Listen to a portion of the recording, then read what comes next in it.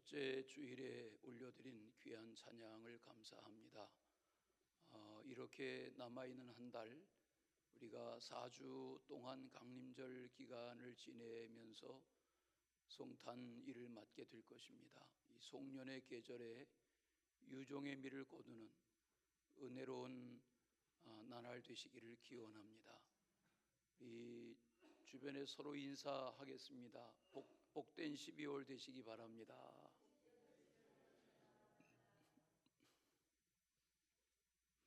오늘 읽은 에레미야의 본문은 장차 오실 하나님의 아들 예수 그리스도로 인해서 이룩될 메시아 왕국에 대한 그런 예언의 말씀이 담겨 있는 소중한 본문 중에 하나입니다. 에레미야는 주전 600년 전에 이미 북왕국이 멸망한 남왕국 유다에서 태어난 그런 제사장의 아들이며 선지자입니다. 하나님의 아들이 어떻게 오실지, 또 메시아가 오시면 어떤 일이 일어날지, 이런 예언이 이사야나 스가랴서에 덜어 있지만 이 에레미야서에 담겨 있는 이 말씀이 강림절 첫째 주일을 맞이한 우리의 말씀 묵상 가운데 은혜가 되시기를 바랍니다. 에레미야 오늘 33장의 일부를 읽으셨는데 방대한 분량으로 되어 있는 에레미야의 예언서의 30장부터 이 33장까지의 4장의 분량을 위로의 책이다, 그렇게 따로 제목을 붙이기도 합니다. 이유는 오늘 이 33장 1절에 보시면 시위대 뜰의 감옥에 갇혀있던 에레미야의 처지를 말하는데, 에레미야는 하나님의 예언의 말씀을 전하던 중에 갇히고 또 갇히는 그런 어려운 날들을 지내면서도 사람의 생각을 전하는 것이 아니라 시대를 향한 하나님의 뜻을 전하는 그런 예언자로서의 많은 고난과 억압과 차별과 고초를 당했던 시대적인 인물이 에레미야입니다. 이 에레미야는 므낫세 왕 때의 남유다에서 태어났습니다. 2600여 년 전의 인물이니까 그가 어떻게 생겼는지 알 수는 없지요. 그러나 성경 묵상을 통해서 성경의 많은 장면들과 인물들을 그림으로 그려냈던 렘브란트의 이 에레미야를 그려낸 그림에 보면 이런 모습, 슬픔과 고뇌에 가득 차서 시대적으로 하나님의 말씀을 가까이 하지 않는 임금과 백성들을 향해서 하나님의 뜻을 전하기 위하여 고뇌하던 그런 에레미야의 모습이 묘사된 것을 알 수 있습니다. 그의 태어난 아나돗이라는 동네는 예루살렘에서 5km, 10여 리 정도 거리에 있는 마을이었고, 그 아버지 hil가야는 제사장 출신이었습니다. 그 에레미야는 제사장의 가문에서 태어난 선지자입니다. 에레미야라는 뜻은 여호와께서 높이신다, 그런 뜻을 가지고 있습니다. 다 같이 에레미야. 물론 우리는 에레미야 이러지만 영어권에서는 예레미야 그러면 못 알아듣죠. 제레미야 그렇게 말해야 알아듣는데, 이 여호와의 높이신다는 뜻과 더불어 에레미야라는 이름의 뜻은 여호와께서 던지신다, 던져버리신다, 그런 또 다른 의미가 내포되어 있습니다. 그러면 이 에레미야라는 이름의 뜻을 통해서 시대적으로 하나님이 말씀하시는 것은, 하나님이 높이신다는 것은 회복과 존귀인 것이 맞는데, 여호와께서 던지신다는 의미는 하나님의 심판이 내재되어 있는 그런 두려움이 느껴지는 이름의 뜻이죠. 그가 20살 정도 됐을 때에, 청년기 때에 므낫세의 시대가 끝나고 아시죠? 남왕국의 55년 왕이었던 므낫세는 남북 왕조의 가장 긴 왕이었고 가장 악한 왕이었던 므낫세를 뒤로하고 그 아들 요시야는 하나님 마음에 드는 그런 은혜의 왕이었는데 요시야 시대의 활동을 시작했던 인물이 예레미야입니다. 역대하 35장 25절에 보면 요시야 왕이 애굽 왕 느고와의 무기또 전쟁에 나아갔다가 전사합니다. 왕이 전쟁에 죽습니다. 이 소식을 들은 예레미야가 슬픔의 노래를 부릅니다. 그것이 예레미야 애가 속에 담겨 있습니다. 이 말은 왕의 죽음을 애도하고 슬퍼했던 예레미야의 애가는 당시에 예레미야가 남유다의 어떤 입지와 위치에 있었던 시대적인 인물이었나 하는 것을 상징해 주는 내용입니다. 당시 하나님을 경배하고 경외하던 요시야 임금의 죽음은 시대적으로 하나님의 하려 하시는 일을 더 긴박하게 사명으로 깨닫게 하는 예레미야의 무거운 짐이었습니다.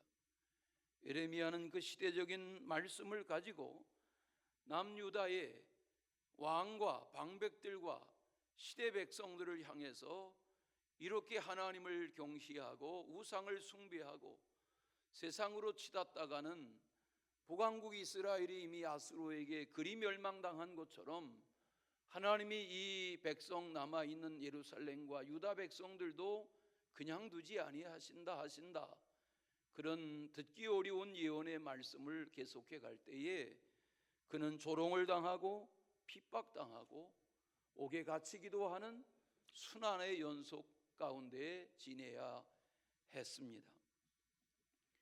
결국 그는 핍박 가운데 매국노라고 따돌림을 당했고 붙잡혀 애굽에 끌려갔고 애굽에서 되돌아오지 못하는 마지막 운명을 보내면서 끝까지 하나님이 하시는 시대를 향한 예언의 말씀을 전하고 전했던 인물이 예레미야입니다. 오늘 이 예레미야서를 통해서 성탄절을 준비하는 이 강림절기에 묵상하는 말씀 묵상 가운데 은혜가 되시기를 바랍니다. 지금 유다 백성들은 하나님에게서 멀어져 가고 있고 남유다는 망국의 길로 내리막길을 가고 있는 이러한 때에 하나님은 이러저러한 시대를 넘나드는 장래사를 말하기도 하고 현재의 일을 책망하기도 하고 그렇게 시대를 넘나드는 방대한 예언의 말씀으로 예레미야를 쓰시던 중에 오늘 읽으신 본문에 와서는 장차 세월이 지나면 너희의 때에 회복의 날을 주실 것이다. 그런 은혜의 약속의 말씀을 담고 있는 희망의, 번영의, 회복의 약속을 가진 말씀이 오늘 내용인 것을 알 수 있습니다. 오늘 여기 이 내용은 물론 바벨론 포로 생활이 시작되기 전인데 이러다가는 나라가 망한다, 이러다가는 바벨론에 끌려간다, 이러다가는 할례받지 않은 이방 민족에게 압제를 당한다, 이런 예언하던 하나님이 오늘 이 말씀에 와서는 긴 세월이 지나고 그날 그때가 되면 돌이켜 예루살렘에서 하나님의 구원을 보며 회복된 은혜의 삶을 살아가게 되리라, 그런 약속의 말씀이 담겨 있습니다. 이 말씀은 장차 오실 하나님의 아들 예수 그리스도를 통해서 이루실 완전한 구원, 영원한 회복의 약속을 담고 있는 메시아 예언 중에 한 부분입니다. 오늘 말씀해 보시면 첫째는 일러준 선한 말의 성취에 대하여 말씀하고 있습니다. 모든 선지자들의 선지서가 그러한 것처럼 이 예레미야의 큰 분량을 읽어 내려가다 보면 여호와께서 말씀하셨느니라, 또 여호와의 말씀이니라, 이런 표현들이 수없이 반복되는 것을 알 수 있습니다. 오늘 본문으로 대하시는 14절에도 보시면 예레미야 33장 14절에 여호와의 말씀이니라, 이 무슨 말입니까?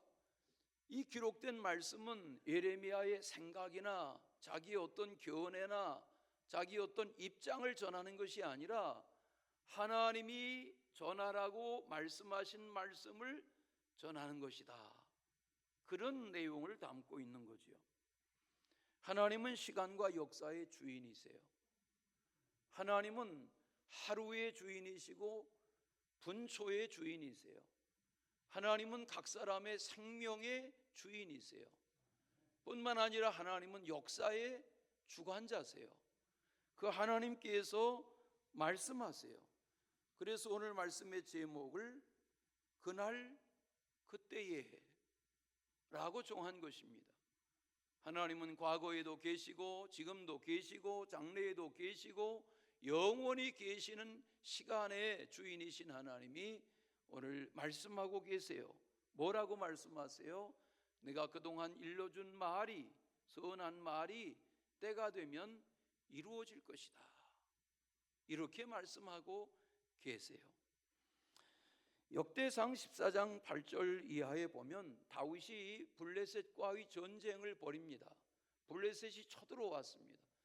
사울이 죽고 다윗이 나라의 임금이 되어 기름 부음 받았다 하는 소문을 들은 블레셋이 다윗의 집권 초기에 다윗의 세력을 진멸하자, 그리고 막강한 군대를 이끌고 다윗의 이스라엘을 쳐들어왔습니다. 이 소식을 들은 다윗이 하나님 앞에 기도합니다. 하나님, 어떻게 할까요? 나아가 싸울까요? 올라가 싸울까요? 하나님 앞에 기도합니다. 그때 하나님이 말씀하세요. 그래, 나아가 싸워라. 하나님에게 여쭙고 기도하고 내가 나가 싸워라, 내가 너와 함께 하겠다 하는 말씀을 따라 나가 싸우는 것을 보아요. 전쟁 중에 어려운 일이 계속되어지만 하나님이 함께 하시는 임재를 보아요. 다시 또 하나님 앞에 다윗이 기도해요. 하나님, 어떻게 할까요? 계속하여 싸울까요? 어떻게 할까요? 하나님이 말씀하세요. 뽕나무 숲 뒤로 가서 기습해서 블레셋 군대를 습격해라. 하나님이 배후로, 후방으로 블레셋 군대의 진영에 뽕나무 숲에, 군대가 숨어있는 뽕나무 숲에 후방으로 기습작전을 벌여서 저들을 공략해라. 기도 중에 하나님이 깨우쳐 주시고 말씀하신 대로 전쟁에서 큰 승리를 거두는 것을 보아요. 거기서 나온 말이 바알브라심이라는 말입니다. 지명이 바알브라심이 되었습니다. 바알브라심이라는 말은 손으로 물을 치었을 때에 물이 탁 갈라지는 것처럼 하나님이 그렇게 이기게 하실 것이다 말씀하셨고, 그런 성취를 보았다는 거죠. 하나님은 계속하여 전쟁의 상황에 하나님께 여쭈은 것처럼 오늘 우리는 하나님의 말씀 앞에서 하나님의 뜻을 구하는 그런 삶을 살아가는 것이 믿음의 여정이 되어야 할 것입니다. 그 역대상 14장을 끝까지 읽다 보면 전쟁이 끝나가고 다윗의 명성이 온 세상에 퍼졌고 여호와께서 모든 이방 민족으로 다윗을 두려워하게 하셨다. 자기가 전쟁에 능한 용사이기 때문에 자기 마음대로 지략과 전략을 가지고 싸운 것이 아니라 하나님, 이번 전쟁 어떻게 할까요? 하나님, 나가 싸울까요? 언제 나갈까요? 하나님의 뜻을 구했던 다윗의 전쟁을 이기게 하셔서 다윗의 명성이 높아져 가게 하시고 다윗의 전쟁의 승리의 소식으로 하여금 주변 나라의 이방 나라들에게 다윗과 이스라엘을 두려워하게 만드셨다 하는 것은 하나님의 선한 말씀 따라 살면 하나님이 이루게 하신다 하는 교훈입니다. 신앙생활이 무엇입니까? 나를 향하신 여호와의 선한 약속의 말씀이 이루어지리라는 소망을 가지고 사는 것이 믿음 생활입니다. 오늘 예레미야 33장의 일부를 대하시는데 예레미야 33장에 수도 없이 반복해서 저도 여러분에게 묵상을 같이 하고 하는 그 유명한 말씀이 이 33장의 2절과 3절에 보면 나오지 않습니까? 3절에 너는 내게 부르짖으라 내가 내게 응답하겠고 내가 알지 못하는 그거 은밀한 미를 보이리라. 이 유명한 기도의 약속의 성취의 말씀이 에레미야 이 33장에 나오잖아요. 그리고 오늘 본문에서 말씀하세요. 나의 선한 약속의 말이 때가 되면 이루어지리라. 그렇습니다. 성탄절은 하나님의 하신 선한 약속의 말씀이 이루어진 절기입니다. 아들을 보내리라. 내가 이 땅에 사람의 몸으로 인생 가운데 태어나리라 말씀하신 700~800년 전의 예언이 때가 되어 하나님의 때에 하나님의 날에 하나님의 택하신 장소에서 베들레헴 말구 위에 하나님의 아들이 태어나게 하신과 같이 하나님의 선한 약속의 말씀은 믿고 따르면 때가 되면 이루게 하신다. 소망을 가지시기를 바랍니다. 예레미야서를 차근차근 읽다 보면 시제가 과거에서 현재로, 현재에서 미래로, 또 미래에서 다시 현재로 이렇게 뒤죽박죽 되어 있는 것을 봐요. 이 말씀을 읽다 보면 아마 하나님이 지금 너무너무 마음이 황급하셔서 다급하셔서 심판을 아니할 수도 없고, 그렇다고 예레미야 이름처럼 내어 던져버릴 수만도 없고, 사랑하는 자식이기 때문에 지금 쏙쏙이고 지금 우상 숭배하고 지금 하나님 반역하지만 어떻게 이 백성 이 자식을 연단해서 나의 사랑하는 언약의 삶을 사는 백성 삼을까? 그리하다 보니까 하나님이 지금의 현 상황에 대하여 진노하시기도 하고, 또 갑자기 말씀을 바꾸어서 장래에 내가 용서할게, 회복시켜 줄게, 돌아오게 할게, 이런 말씀들을 계속 하시는 장면에 보면 하나님이 얼마나 다급해서 이 백성들을 향하여 이렇게 말씀하시나, 그런 모습들을 찾아보게 됩니다. 유다 땅과 예루살렘 성에 갈대아 사람들이 쳐들어옵니다. 또 쳐들어옵니다. 또 쳐들어옵니다. 이렇게 쳐들어오는 날들을 통해서 다니엘과 세 친구들이 다 끌려가고, 나중에 선지자 에스겔도 끌려가고, 이런 날들을 계속 지내는 중에 유다가 점점 망국의 길로 갑니다. 요시야 임금 죽고 나니까 여호아스, 여호야김, 여호야긴, 시드기야, 이 나중 왕들이 다 망국의 길을 가고 하나님의 뜻을 벗어나면서 에레미야가 반백년 동안 말씀을 전하고 전해도 듣질 않습니다. 하나님의 말씀이 들려지는 것이 은혜입니다. 하나님의 말씀이 받아들여지는 것이 은혜입니다. 하나님의 말씀이 깨달아지는 것이 은혜입니다. 하나님의 말씀이 받아들여지지 아니할 때 하나님은 노여움을 가지셨어요. 오늘 읽지 않았습니다만 5절에 보시겠어요? 내가 나의 노여움과 분함으로 그들을 죽이고 그들의 시체로 이 성 예루살렘을 채우게 하였다.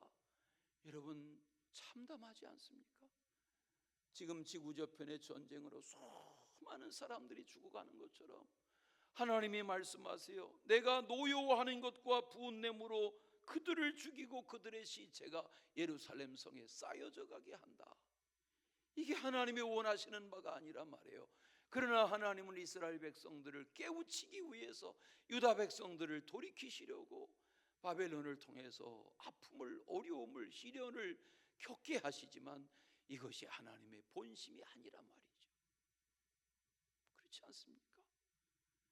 여러분 자식이 고생하고 아픔을 겪고 괴롭고 심한 어려움 가운데 있는 거, 그걸 희희낙낙 즐겨볼 부모가 누가 있겠어요? 그런데 하나님이 이 자식을 회복시키려고 이스라엘 민족, 남아있는 유다 예루살렘 성민을 그런 혹독한 고난 가운데 던지고 계신데 하나님이 6절에 가서 보니까 이렇게 말씀하세요. 6절 말씀에 그러나 보라 내가 이 성읍을 치료하며 고쳐 낫게 하고 평안과 진실이 풍성함을 그들에게 나타낼 것이다. 이게 하나님의 본심이란 말이에요. 여러분 그렇지 않습니까? 아무리 자식이 자식 노릇 못하고 속썩인들 아버지가 호적을 팔아 이놈아 그런다고 해서 호적을 파자는 얘기입니까? 아버지의 본심은 내가 이 성읍을 치료할게, 내가 이 성읍을 고쳐서 낫게 할게, 내가 이 성읍 안에 평안과 진실이 풍성한 것을 나타내게 해줄게. 이게 아버지의 본심이란 말이죠.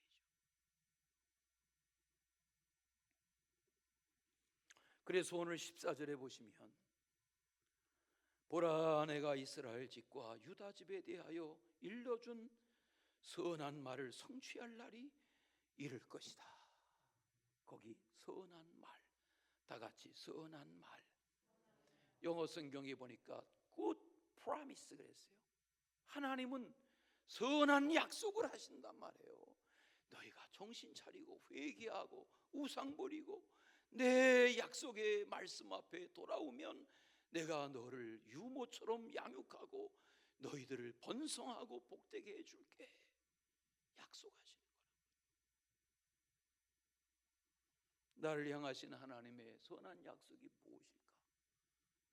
우리 가족을 향한 하나님의 선한 약속이 무엇일까?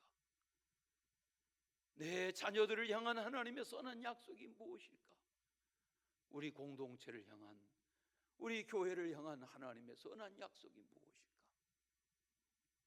이 시대 민족을 향한 하나님의 선한 약속이 무엇일까? 이 하나님의 선한 약속을 마음에 품고 사는 것이 신앙생활인 줄로 압니다. 이번에 UN 안전보장이사회에 거기에 각국 대표들이 쫙 둘러앉았는데 UN 미국 대사가 북한 대사에게 직격탄을 날렸습니다. 당신들 러시아에 파병한 거 맞소 안 맞소? 안전보장이사회 북한 대사가 당황하면서 시인했습니다. 그 바로 옆에 우크라이나 대사가 앉아 있었습니다.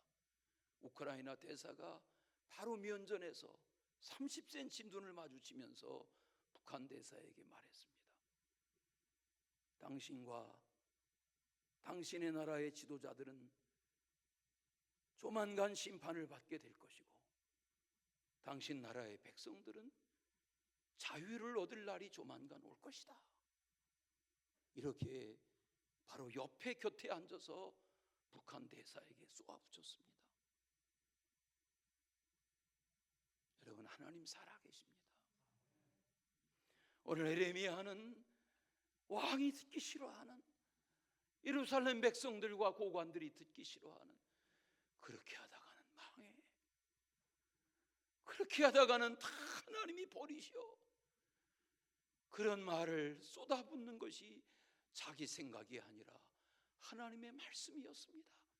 그래서 조롱당하고, 그래서 멸시당하고, 그래서 옥에 갇히기도 하고, 그래서 애굽에 끌려가 거기서 예언하다가 죽었습니다.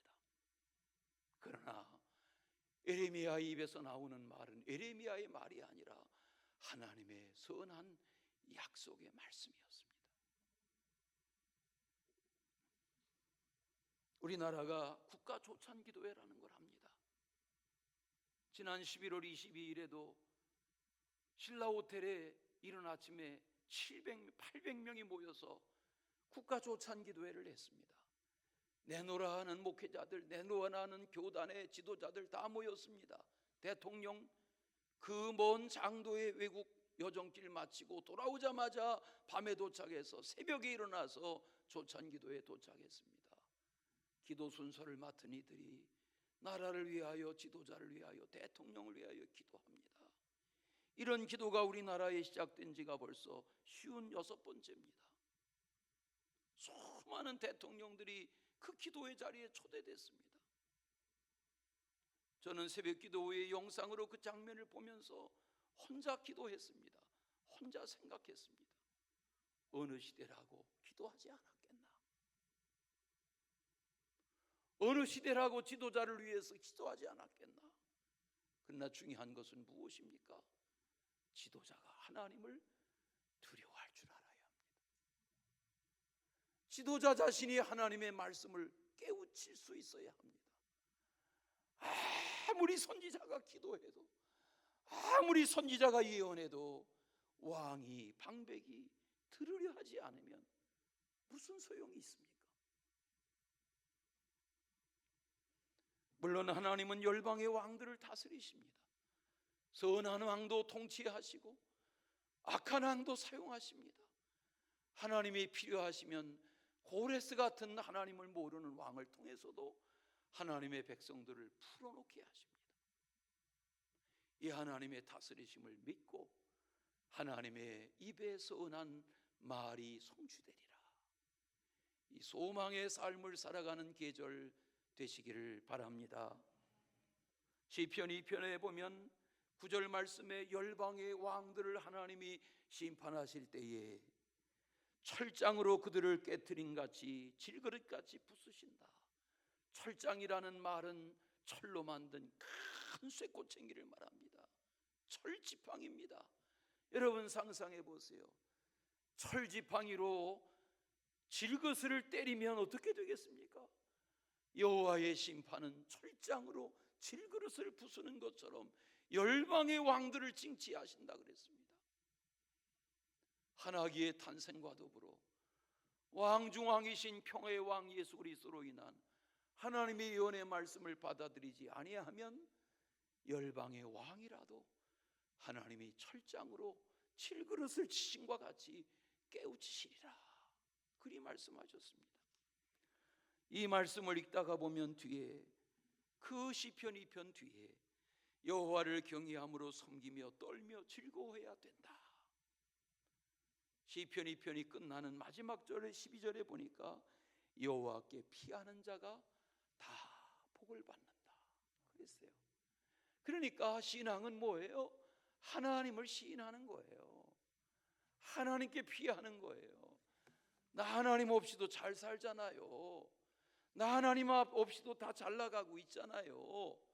어머니 하나님 좀 그만하세요. 아버지 나 교회 하지 마세요. 내가 다 잘 나가고 있잖아요. 아닙니다. 하나님의 음성이 들려야 합니다. 하나님의 말씀이 선한 약속으로 본인에게 받아들여져야 합니다.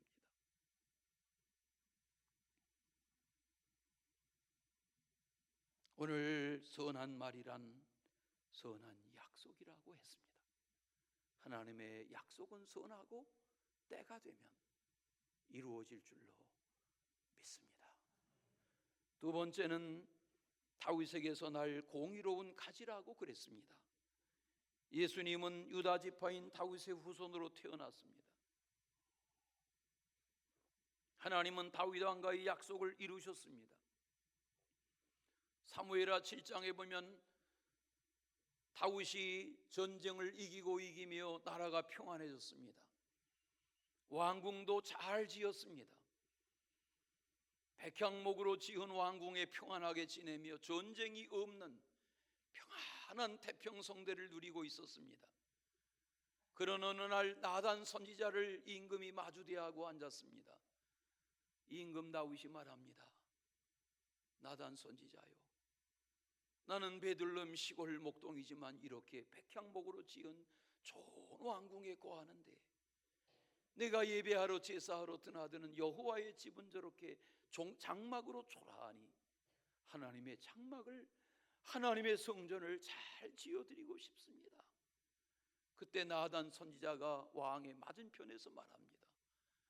하나님이 함께 하시고 왕이 이 나라의 모든 주권자인데 못하실 일이 뭐가 있겠습니까? 그리고 헤어져 돌아가 그날 밤 잠을 자는데 하나님이 나단 선지자에게 나타나 말씀하세요. 오늘 낮에 임금 다윗과 대화한 내용을 내가 다 들었다. 내 마음이 심히 기쁘다. 내가 이 백성을 광야에서 이끌어내고 가나안에 들어와 살아가며 오늘날에 이르도록 내 집을 지어달라 한 적이 있더냐. 그러나 다윗의 그 말을 나는 기뻐한다. 이렇게 말씀하시면서 그 말을 다음 날 나단이 다윗에게 가서 다 전했습니다. 다윗이 하나님 앞에 또 기도합니다. 하나님, 제가 하나님의 은혜를 잊고 시골 소년이 여기까지 왔는데 하나님을 향하여 무엇을 못하겠습니까? 그런 감격을 가지고 기도하는데 그의 기도는 뒤에 가면 이렇게 이어집니다. 주 여호와여, 오직 주는 하나님이시며 주의 말씀은 참되십니다. 이제 청합니다. 종의 집에 복을 주셔서 주 앞에 영원히 있게 하시고 주 여호와께서 말씀하셨으니 주의 종의 집이 영원히 복을 받게 해 주십시오.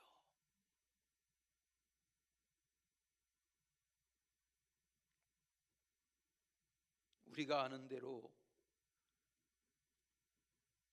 하나님은 다윗의 소원을 아들 솔로몬의 때에 이루셨습니다. 솔로몬은 아버지 다윗의 소원을 따라 웅장하고 화려한 성전을 지었습니다.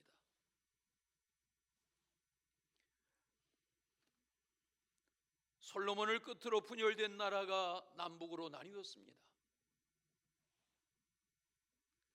20명의 남유다의 왕들은 다윗의 자손들입니다. 솔로몬의 혈통입니다.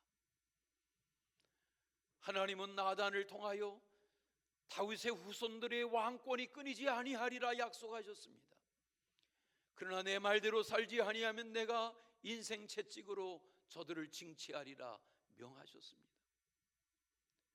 그런 세월 속에 남유다 20명의 왕들 중에 더러 선한 왕들이 있었습니다. 많은 왕들이 패역했습니다. 그런데 하나님은 언약을 지키셨고 다윗의 가지에 하나님이 한 싹이 나게 하셔서 아들 예수 그리스도를 왕으로 보내셨습니다. 그분이 우리의 구주이십니다. 그 왕이 이 땅에 와서 선한 일을 했습니다. 선한 말씀을 성취했습니다. 수많은 병자들을 고칩니다. 인생의 슬픔과 비운의 문제를 해결합니다. 대적자들로 인하여 죽임당했습니다. 십자가에 죽었습니다. 장사 지냈습니다. 그런데 하나님이 다윗의 후손의 그 가지를 다시 살리십니다. 부활하시고 승천하시고 다시 오실 주님을 통하여 이 계절의 올해에도 또 말씀하십니다. 다윗의 가지를 통하여 하나님이 하시려는 일을 하신다 말씀하시는 겁니다. 저는 이 말씀을 지난밤 묵상하면서 생각했습니다. 하나님, 우리가 다윗의 후손으로 오신 예수 그리스도의 그 가지에 연접한 인생과 가정들이 되게 하셔서 그런 공동체가 되게 하시고 하나님의 그 다윗의 가지에서 자라난 인생들이 하나님의 하시려는 일, 주님이 이 땅에서 이루셨던 이 일을 이어가는 하나님의 사람들이 되게 해 주십시오. 그러므로 우리는 그리스도의 가지가 되어야 합니다. 우리는 다윗의 뿌리에서 나신 그리스도의 가지에 연합해야 합니다. 이것이 이 시대에 말씀하시는 주님의 분부입니다. 받은 것을 땅속에 묻어두었다가 내어놓았던 한 달란트 받은 종은 책망받았습니다. 어둠 속에 이를 갈며 쫓겨나는 신세가 되었습니다. 왜 그랬습니까? 남긴 것이 없어서입니까? 아닙니다. 하나님의 말씀이 무엇인지를 몰랐기 때문입니다. 5달란트, 2달란트 받은 자는 갑절의 상급을 받으리라 말씀하시며 충성되다, 잘했다 칭찬받았습니다. 왜입니까? 갑절을 남겼기 때문입니까? 아닙니다. 그에게 이 일을 맡기신 주인이 누구신지를 제대로 알았기 때문입니다. 신앙은 무엇입니까? 공적으로 열매로가 아니라 그분이 누구신지를 알고 그분의 분부대로 살아가는 것이 신앙이어야 합니다. 요즘 날마다 계시록의 말씀을 묵상해 갑니다. 소모나 교회와 필라델비아 교회는 칭찬만 받았습니다. 소모나 교회는 환난과 궁핍과 고난 중에도 죽도록 충성했으므로 저에게 영원히 멸하지 않는 생명의 멸류관을 주리라 약속받았습니다. 빌라델비아 교회의 성도들은 작은 능력을 가지고도 예수 그리스도의 이름을 배반하지 아니하였다고 칭찬받았습니다. 오늘 우리는 칭찬받는 한 해의 마무리가 되도록, 남아있는 날들 한 달밖에 안 남았는데요, 그게 아니죠. 남은 한 달, 이 남은 한 달만이라도 지난달과 다르게 각 사람이 자신의 삶을 잘 지켜가다 보면, 저는 어제도 혼자 나가 전도했습니다. 춥더군요. 쌀쌀한데 모자를 뒤집어 쓰고 싶은데, 어제는 장로님 두 분이 저를 위로하더군요. 전 통합적 장로예요. 저는 통합적 장로의 장로 합창단이에요. 우리 학생들이 지금 진관사 뒷산에 여기 산행을 시작했는데, 제가 어디에서 약속이 늦어서 지금 가고 있는데, 진관사 뒷산 가려면 어떻게 가야 돼요? 어떻게 저를 목사인지를 알아보고 대화를 했어요. 또 한 분은 마스크를 쓰고 모자를 푹 눌러 쓴 분이 제 전도지를 봤더니, 목사님, 제가 408동에 살아요. 저 통합적 교회 장로예요. 제가 예수사랑 교회 알아요. 제가 목사님 알아요. 목사님 혼자 전도하세요? 우린 그래요. 속으로 그랬어요. 제가 민망해서, 아니요, 여기저기 흩어져서 하고 있어요, 그랬어요. 겨울 동안 쉬려고 그래요. 여러분 해보세요. 주보전도지 한 장이라도 이웃에게 전해보세요. 여러분 교인방에 실어드리는 전도주보 클릭해서 교회 안 다니는 아들, 딸들에게 열방에 보내보세요. 한 문장의 말이 사람을 변화시킬 수 있는 거예요.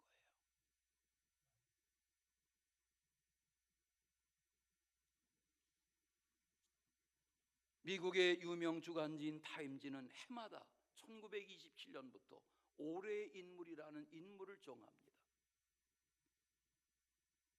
표지의 인물로 큰 얼굴을 올립니다. 그런데 지난 2006년에는 올해의 인물이 당신이었습니다.